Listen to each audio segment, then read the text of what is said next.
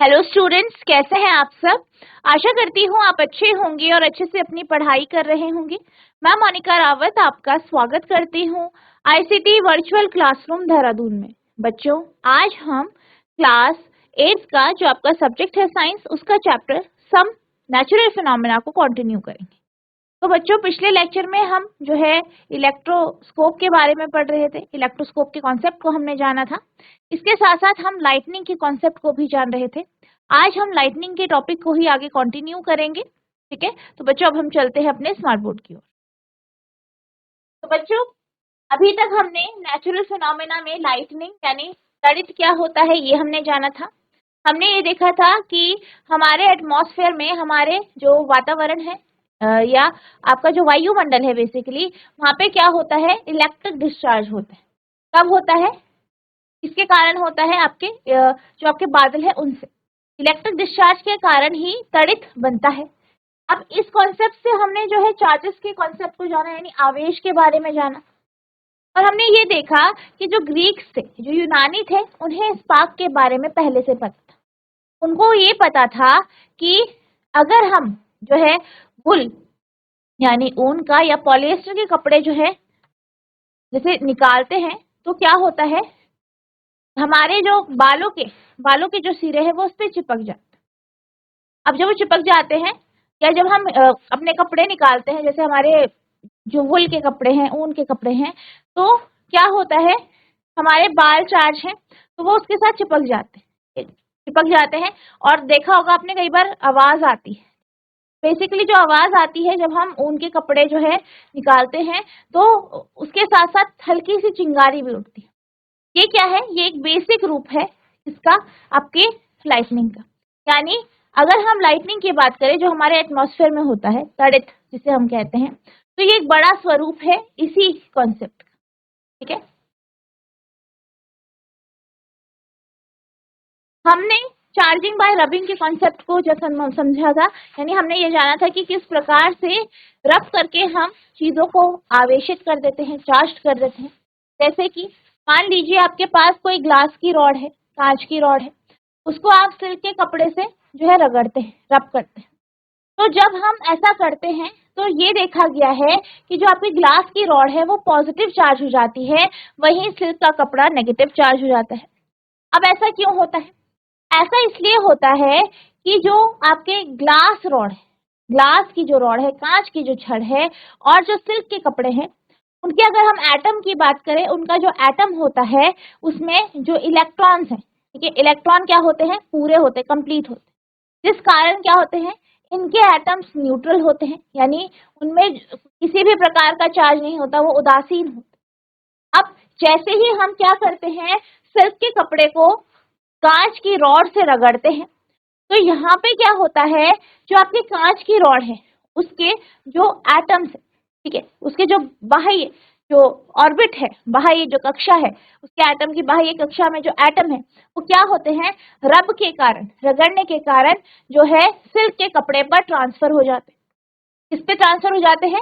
Silk के कपड़े पर ट्रांसफर हो जाते हैं। अब ऐसा होने से क्या होता है, जो आपकी ग्लास की रॉड है इसमें पॉजिटिव चार्ज बढ़ जाता है, क्योंकि आपका जो है ग्लास की रॉड क्या है, न्यूट्रल है। अब वहां से चार्ज हट गया, नेगेटिव चार्ज हट गया, तो वहां पे पॉजिटिव चार्ज की वैल्यू ज्यादा हो गई, तो आपका जो ग्लास रॉड है वो पॉजिटिव चार्ज हो जाता है।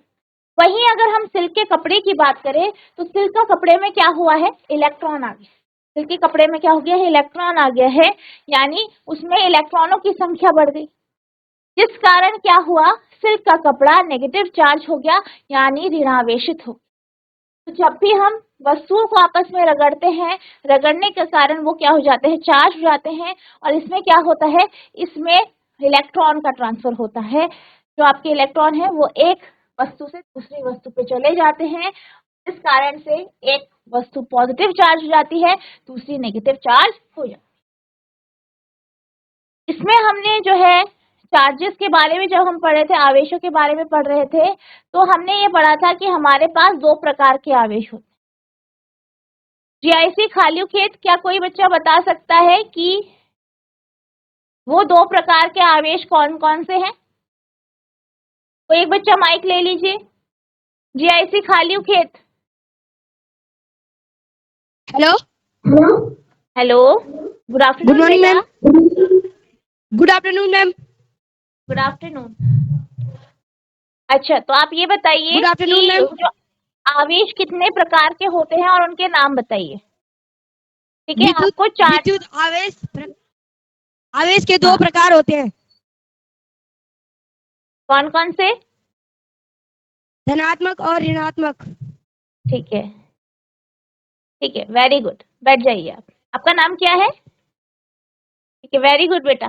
तो तालियां बजाएंगे, वेरी गुड बेटा। ठीक है, तो हमारे पास दो प्रकार के आवेश होते हैं, एक धनात्मक होता है, एक ऋणात्मक, यानी धनावेश और ऋणावेश होते हैं। ठीक है, तो दो प्रकार के आवेश होते हैं। अब इनकी हमने प्रॉपर्टीज पढ़ी थी। हमने क्या देखा था कि अगर हम दो विपरीत आवेशों, जैसे कि एक पॉजिटिव और एक नेगेटिव चार्ज है, इनको पास पास लेके आते हैं, ठीक है, या एक नेगेटिव या पॉजिटिव चार्ज को पास पास लेके आते हैं, यानी एक ऋणावेश और एक धनावेश को पास पास लेके आते हैं, तो ये देखा गया है कि आपस में एक दूसरे को अट्रैक्ट करती है, यानी एक दूसरे को क्या करती है, आकर्षित करती है।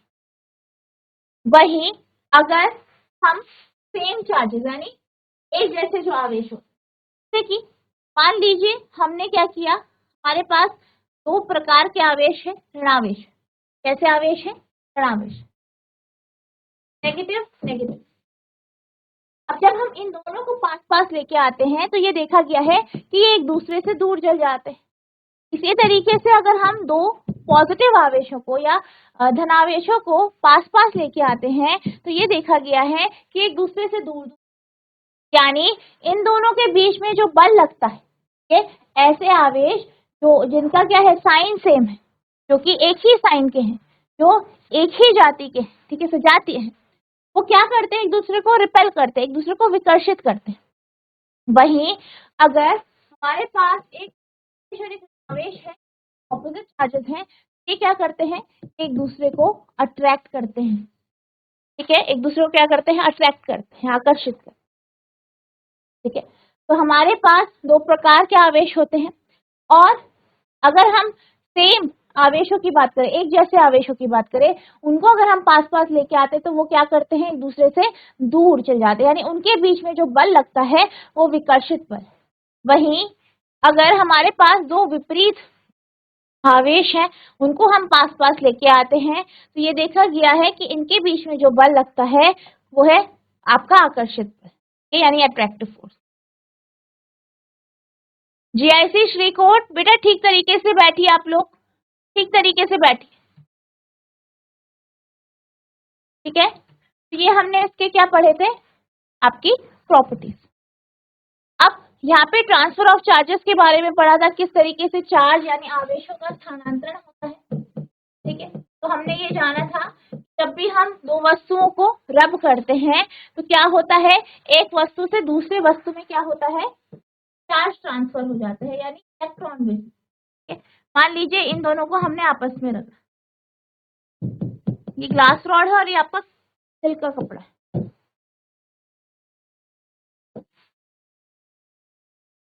क्या हुआ, रगड़ा तो क्या हुआ, उसके बाद हमारा सिल्क का कपड़ा नेगेटिव चार्ज हो गया, वहीं ग्लास रॉड पॉजिटिव चार्ज हो गई। ऐसा क्यों हुआ? ऐसा इसलिए हुआ क्योंकि जो इलेक्ट्रॉन है उनका ट्रांसफर हुआ ग्लास रॉड से सिल्क के कपड़े के ट्रांसफर हुआ, जिस कारण जो ग्लास रॉड है उसमें इलेक्ट्रॉन की कमी हो गई तो ये पॉजिटिव चार्ज हो गया। वहीं जो आपका सिल्क का कपड़ा है उसमें इलेक्ट्रॉनों की संख्या ज्यादा हो गई, जिस कारण ये नेगेटिव चार्ज। इसके बाद हमने जो है इसका इंटरेक्शन समझा था, कि प्रॉपर्टीज देखी थी अलग अलग एक्टिविटीज के माध्यम में। फिर इसके बाद हमने ट्रांसफर ऑफ चार्ज के कॉन्सेप्ट को जाना था, हमने इलेक्ट्रोस्कोप के बारे में जाना था, और ये देखा था कि किस प्रकार से जो आपका इलेक्ट्रोस्कोप होता है इसके माध्यम से हम ये पहचानते हैं या ये डिसाइड करते हैं कि आपकी कौन सी वस्तु चार्ज है और कौन सी नहीं है। ठीक है, इसके कॉन्सेप्ट को हमने जाना था। हमने ये देखा था कि जो आपका इलेक्ट्रोस्कोप होता है वो एक सिंपल डिवाइस है जिसके माध्यम से आप किसी भी ऑब्जेक्ट में वो आवेशित है या नहीं ये आप जान सकते हैं। तो ये भी हमने समझा, का स्ट्रक्चर देखा था, किस तरीके से कार्य करता है ये भी जान लिया। अब हम बात करते हैं इलेक्ट्रिक डिस्चार्ज की, ये विद्युत आपका डिस्चार्ज होता है, इसकी बात हम करते हैं। तो हमने क्या देखा था, हमने ये देखा था कि अगर आपके पास इलेक्ट्रोस्कोप होता है, उस इलेक्ट्रोस्कोप का जो ऊपर का जो हिस्सा है, मेटल कैप है बेसिकली, वहां पे जब आप एक चार्ज ऑब्जेक्ट को लेके आते हैं तो क्या होता है, जब आप उसके पास चार्ज ऑब्जेक्ट को लेके आते हैं तो वहां पर आपका क्या होता है, इस तरीके से जो है जिस चार्ज का आपका वस्तु है उसका ऑपोजिट चार्ज वहां पे इकट्ठा हो जाता है। वस्तु चार्ज है तभी होगा ऐसे। अब ये जब चार्ज इकट्ठा हो जाता है तो इस कारण क्या होता है, आपका जैसे यहाँ पे क्या हुआ, पॉजिटिव चार्ज हम रॉड लेके आए, जो आपकी ग्लास की रॉड थी उसे हम इलेक्ट्रोस्कोप के मेटल प्लेट पे लेके आए, उसके पास लेके आए, ये पॉजिटिव चार्ज था। यहाँ पे क्या हुआ, पॉजिटिव चार्ज को कौन अट्रैक्ट करेगा, आपका नेगेटिव चार्ज। यहाँ पे सारा का सारा नेगेटिव चार्ज इकट्ठा हो गया। अब ये नेगेटिव चार्ज यहाँ इकट्ठा हो गया और क्या होगा, जो पॉजिटिव चार्ज है वो रिपेल होगा, कि आपके जो रॉड है वो पॉजिटिव चार्ज है, वो धनावेशित है। क्या होगा, धनावेश है वो क्या करेंगे, रिपेल करेंगे। रिपेल करने के कारण वो आपका जो ये स्ट्रक्चर है इसके गोल्ड लीफ है यहाँ पे, यानी एक बिल्कुल आखिरी सिरे पे चले जाए रिपल्शन के कारण, विकर्षण के कारण। अब यहाँ पे सारा का सारा आपका क्या हो जाएगा, आपका पॉजिटिव चार्ज इकट्ठा हो जाएगा। अब दोनों पत्तियां क्या हो गई, पॉजिटिव चार्ज होगी, धनावेशित होगी। अब दोनों में क्या हो गया, चार्ज सेम सेम हो गया, तो ये पत्तियां भी आपस में रिपेल करेंगी, तो ये पत्तियां चौड़ी हो जाएगी। इससे हमें ये पता चल जाएगा कि जो आपकी वस्तु है वो कैसी है, आवेशित। कैसी है वो, आवेशित है, यानी चार्ज्ड। तो यहाँ पे क्या हुआ, चार्ज का ट्रांसफर। ठीक है, अब ये जो चार्ज का ट्रांसफर होता है एक वस्तु से दूसरी वस्तु पे, इसी को हम क्या कहते हैं, चार्जिंग कहते हैं। ठीक है, जैसे हमने क्या देखा यहाँ पे गोल्ड लीफ इलेक्ट्रोस्कोप में इसको देखा। और अगर हम बात करें चार्जिंग की, तो चार्जिंग जो होता है ये हमेशा आपकी धातुओं से होता है। धातुओं में ही आवेशों का जो है आपका फ्लो होता है, उसका स्थानांतरण होता है, ट्रांसफर होता है। Charging, transfer of charge from one object to another is called charge. यानी एक वस्तु से दूसरे वस्तु में आवेशों का स्थानांतरण चार्जिंग कहलाता है। In case of gold leaf के केस में charge is transferred through the brass rod. यहाँ पे जो चार्ज है वो कहाँ से ट्रांसफर हुआ, ब्रास रॉड से। ठीक है, hence it can be said that charging can happen through metals. इसलिए हम ये कह सकते हैं जो चार्जिंग है वो सिर्फ मेटल्स से होता है, धातुओं से होता है, धातुओं के माध्यम से ही होता है। एक वस्तु से दूसरी वस्तु में आवेश का स्थानांतरण चार्जिंग कहलाता है। सोने की पत्तियों के मामले में चार्ज को पीतल की छड़ों के माध्यम से स्थानांतरित किया जाता है। अतः यह कहा जा सकता है कि धातुओं के माध्यम से में चार्जिंग हो सकती है। अब हम इलेक्ट्रिक डिस्चार्ज की बात करते हैं। ठीक है, तो अगर हम गोल्ड लीफ की जो हमारी एक्टिविटी थी इसको अगर हम देखें तो यहाँ पे क्या देखा हमने कि जो गोल्ड लीफ है, ठीक है, गोल्ड लीफ क्या हुआ, हमने एक आवेशित वस्तु लेके आए, आवेशित वस्तु लेके आए इसके पास, तो क्या हुआ, आपकी जो है पत्तियां जो है गोल्ड लीफ इलेक्ट्रोस्कोप की वो चौड़ी हो गई। अब अगर आप वहां पे उसको हटा के अपनी फिंगर रख देंगे तो क्या होगा, जो आवेश है वो आपके फिंगर के थ्रू, आपके उंगलियों के माध्यम से जो है पृथ्वी पे चली जाएंगी। और इस कारण क्या हो जाएगा, आपकी जो इलेक्ट्रोस्कोप है उसकी जो गोल्ड लीफ है वो अपने आप आराम से वापस पोजीशन में आ जाएगी। वो चौड़ी थी तो वो वापस अपनी पोजीशन में आ जाएंगी। क्यों, क्योंकि क्या हुआ, हमारी बॉडी के माध्यम से, हमारे शरीर के माध्यम से आवेश जो है आपकी धरती तक चले गए।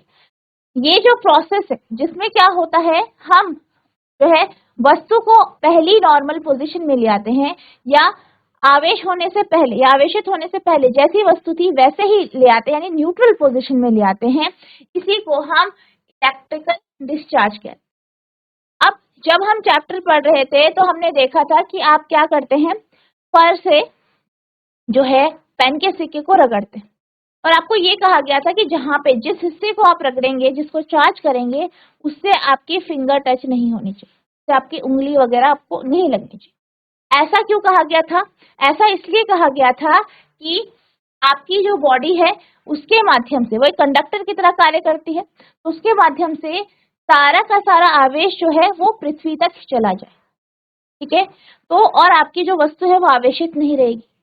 इसीलिए इसीलिए ये मतलब ये कहा गया कि आपको जो है आपने जिस भाग को आवेशित किया है उसको आपको टच नहीं करना, ठीक है। तो यही प्रोसेस होती है आपकी इलेक्ट्रिक डिस्चार्ज, ठीक है। Electrical discharge, in the above activity the gold leaves their normal position after some time. This happens because they lose their charge. यानी ये देखा गया है कि जो आपका गोल्ड लीफ है कुछ समय बाद वो अपनी नॉर्मल पोजीशन में आ जाता है, अपनी पहले जैसी पोजीशन में आ जाता है। और ऐसा क्यों होता है? This happens because they lose their charge. ऐसा इसलिए होता है क्योंकि वो अपने आवेश को लूज कर लेता है, यानी खो लेता है। This process is called electrical discharge. इस प्रोसेस को, इस प्रक्रिया को क्या कहते हैं? इलेक्ट्रिकल डिस्चार्ज कहते हैं। The gold leaves would also be discharged when someone touches the brass rod with their hand. ऐसा तब भी होता है जब कोई व्यक्ति ब्रास रॉड को अपने हाथों से टच करे। In this case the charge is transferred to the earth through the human body.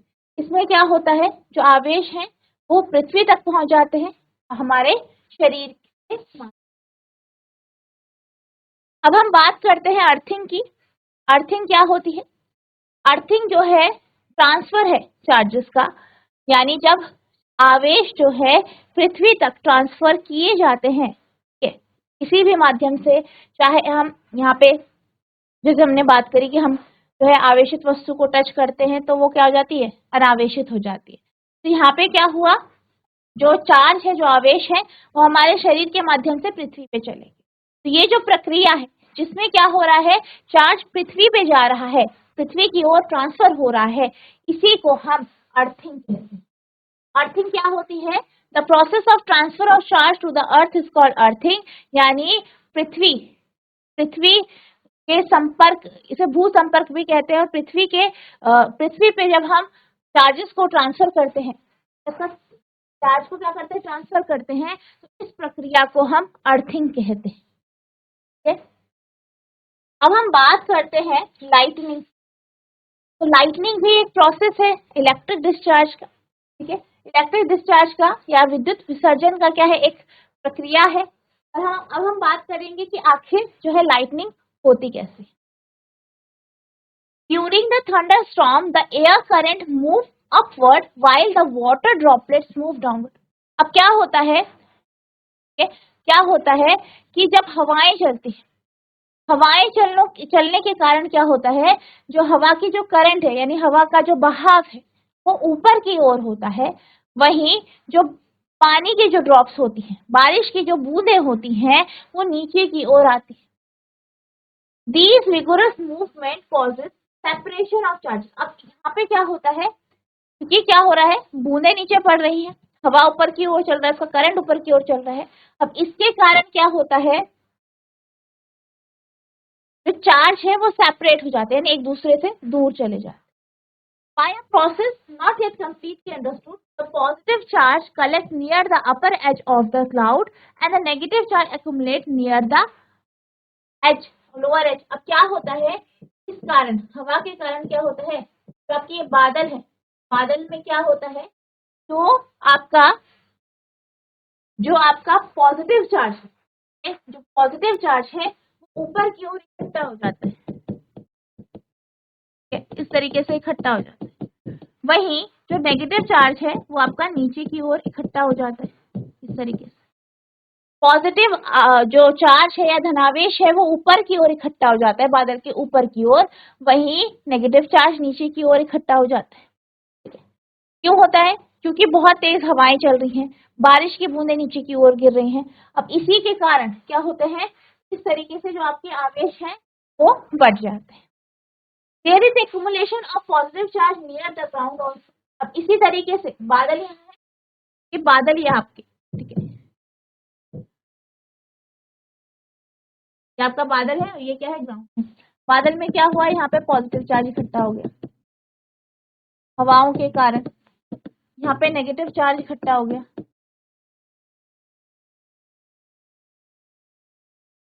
अब इसी तरीके से ग्राउंड में भी क्या हो जाएगा आपका, ग्राउंड के पास भी आपका पॉजिटिव चार्ज इकट्ठा हो जाएगा, ठीक है। When the magnitude of accumulation of charges become very large, the air, which is normally a poor conductor of electricity, is no longer able to resist their flow.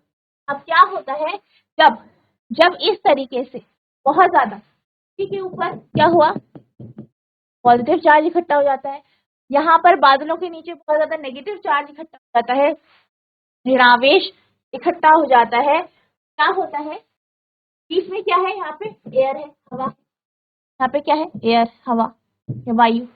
अब air के बारे में हम क्या जानते हैं, ये क्या है, पुअर कंडक्टर यानी कुचालक है, यानी इससे नॉर्मल कंडीशन में क्या होता है, चार्जेस फ्लो नहीं करते, करंट फ्लो नहीं होता।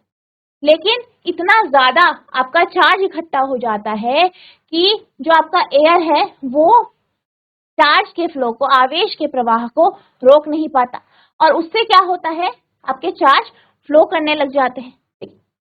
नेगेटिव एंड पॉजिटिव चार्ज में producing peak of bright light and, अब क्या होता है, सारा का सारा जो नेगेटिव पॉजिटिव चार्ज है आपस में क्या करते हैं, नेगेटिव चार्ज इस तरीके से फ्लो कर जाता है, नीचे आ जाता है, प्रवाहित हो जाता है, और नेगेटिव और पॉजिटिव चार्ज आपस में मिल जाता है, और क्या होता है, एक ब्राइट लाइट, एक तेज लाइट चमकती है, इसके साथ साउंड के साथ, साउंड के साथ ब्राइट लाइट चमकती है। स्ट्रीक सी स्ट्रीक्स एज लाइटनिंग, हम इसको क्या क्या कहते हैं, लाइटनिंग, तड़ित।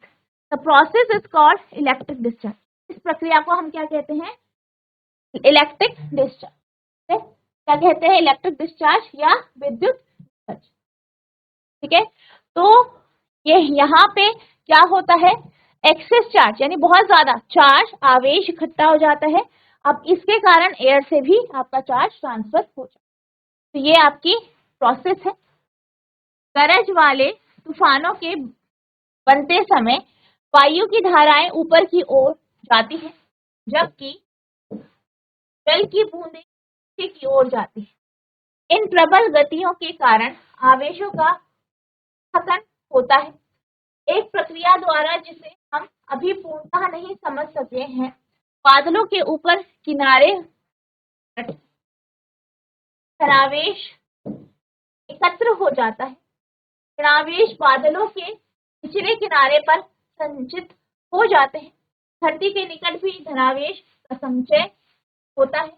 जब संचित आवेशों का परिमाण अत्यधिक हो जाता है तो वायु को विद्युत चालक है, जो कि विद्युतहीन चालक है, आवेशों के प्रवाह को नहीं रोक पाता। ऋणात्मक तथा धनात्मक आवेश मिलते हैं और प्रकाश की चमकीली धाराएं तथा ध्वनि उत्पन्न होती है। इसे हम त्वरित के रूप में देखते हैं।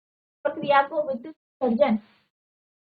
विद्युत विसर्जन कहते हैं। ठीक है, तो इस तरीके से आपका इलेक्ट्रिक डिस्चार्ज होता है। इलेक्ट्रिक डिस्चार्ज यानी विद्युत विसर्जन के कारण ही जो है तड़ित बनता है, या हमें जो है बिजली गिरती हुई नजर आती।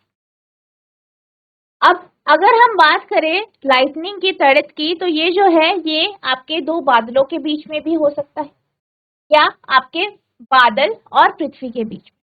ठीक है, तो यहाँ पे क्या हो सकता है कि जो आपके बादल है बादलों के बीच में भी हो सकता है, क्योंकि हमने ये पढ़ा है, क्या पढ़ा है कि जो चार्जेस है, जो आवेश है, वो क्या हो जाते हैं, आपका ऊपर जो है आपका पॉजिटिव चार्ज इकट्ठा हो जाता है बादल के ऊपर और नीचे नेगेटिव। तो इसी तरीके से आपके दूसरे बादलों में भी होता है।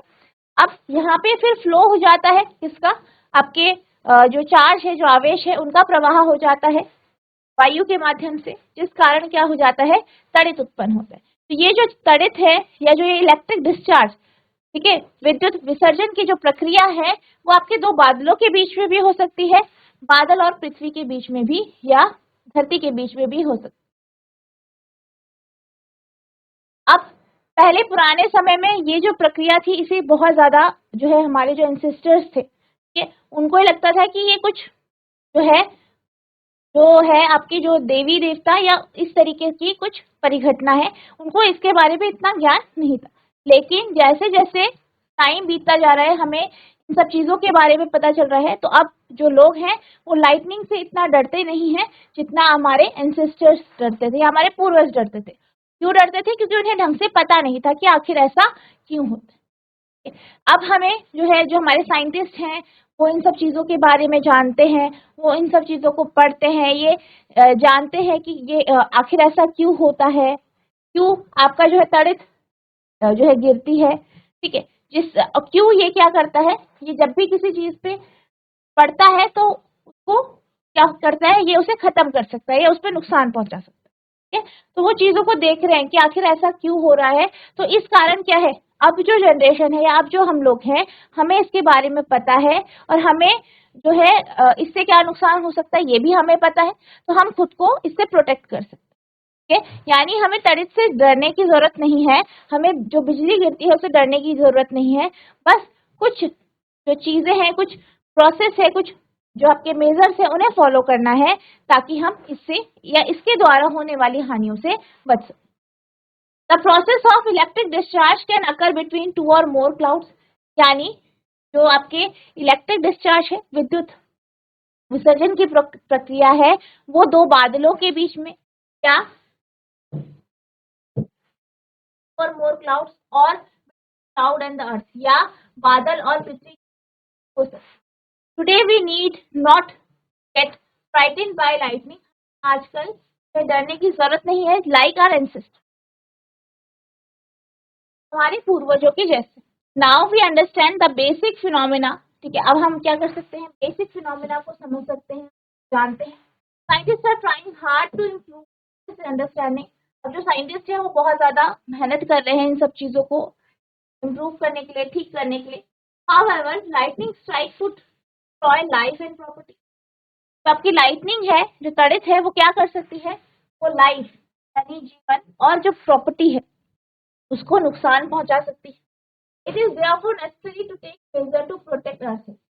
तो हमें कुछ मेजर्स लेने चाहिए ताकि हम इससे बच सकें, ठीक है। अब ये जो मेजर्स हैं हम नेक्स्ट लेक्चर में से डिस्कस करेंगे कि किस तरीके से आप तड़ित से यानी लाइटनिंग से बच सकते। तो बच्चों आज हमने लाइटनिंग के बारे में समझा, लाइटनिंग क्या होती है, किस तरीके से लाइटनिंग जो है हमारे एटमॉस्फेयर में या हमारे वायुमंडल में उत्पन्न होती है। नेक्स्ट लेक्चर में हम ये जानेंगे कि हम इस लाइटनिंग से किस तरीके से बच सकते हैं। तो बच्चों जितना आपको पढ़ाया गया है इसे आपको ध्यान से पढ़ना है, अगर आपको कोई भी डाउट होता है तो आप नेक्स्ट लेक्चर में पूछ सकते हैं। तो बच्चों आज के लिए बस इतना ही, मिलते हैं हम नेक्स्ट सेशन में, तब तक के लिए thank you and have a nice day.